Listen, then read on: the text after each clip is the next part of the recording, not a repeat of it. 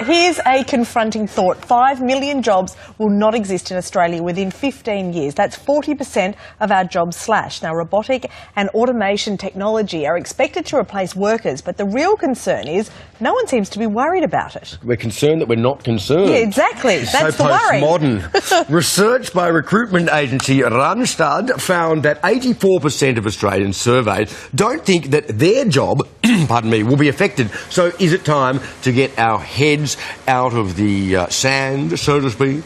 Joining us to discuss is futurist Shara Evans, along with Dr. Bem Lahunt from the University of Technology, Sydney. Good morning to you both. Good morning. Now, Shana, where do we get this figure of 40% of current jobs not existing in 15 years? I mean, that's alarming. It is alarming, but you know what? It's echoed by so many research studies around the world. Yes. That particular figure was from CETA, the Council for Economic Development Australia. And which particular jobs are most in the firing line? Well, anything that involves predictable physical labor is first up, and then data processing and data collection type of jobs too. Right. So we're talking about things like driving a vehicle or in a warehouse packing and stowing things, Yeah, sure. or even cooking in a restaurant. There are already robots that do cooking, but there are also Wow. white-collar jobs too.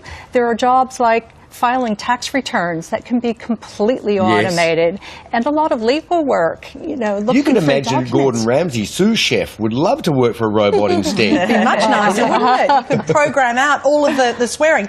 You mentioned robots there. Well, Amazon already has 45,000 robots moving their products all Yes. around their factories. And Volvo has predicted that driverless cars will be made available in the next 5 years. So that really puts out of a job, you know, Earlier. Uber drivers, taxi drivers.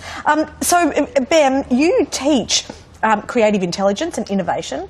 Talk us through, first of all, what the students learn there, and perhaps how people can rethink what jobs that they're doing to work out if they're in the firing line and what to do about it. Okay, so we teach creative and critical thinking, which I think will never go out of fashion, never be taken over by robots. We're still going to need people to work with the robots, right? Yeah.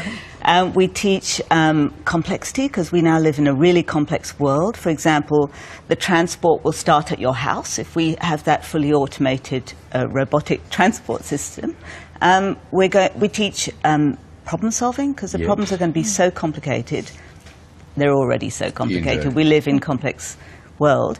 We teach entrepreneurship and social entrepreneurship, and we teach students to get ready for a world where they're going to be using top technologies that haven't yet been invented, doing jobs that haven't been invented yet too, and a whole range of jobs. They're predicted to be doing around 17 jobs across 5 different fields. Yes. Today's young person. Maybe we should all be thinking creatively like that. We should all be thinking that's creatively. part of being a fully realised human, presumably, to be able to think creatively like that. Fully realised.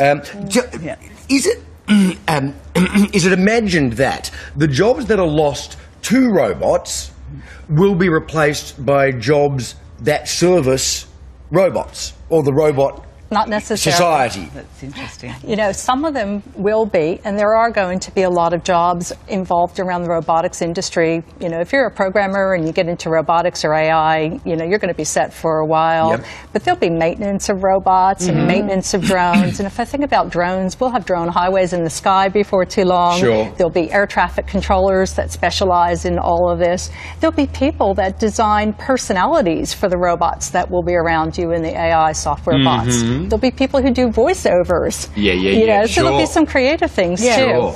Now, Ben, President Donald Trump's campaign pledge was to bring jobs back to America, but essentially the industries that he was talking about are the industries that we're saying are going to be obsolete.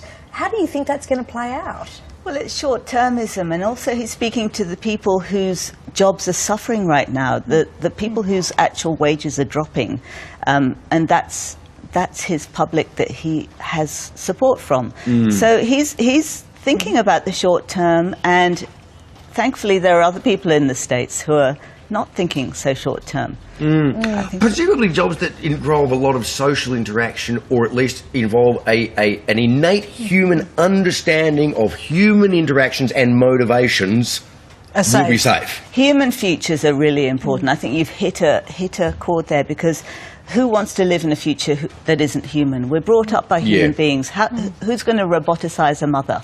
or a father. We live in, and we need our futures to be human. We work a lot with human-centered everything, well beyond design. So we think about what a human-centered lawyer might look like. Yeah. In a day when Ross... Many would say some barristers are quite robotic. Or human-centered health, or human-centered communications. There's always going to be a place for human magic, right, Shara and Ben? Magic has to be there. Thank you so much. Thank you. Thank you.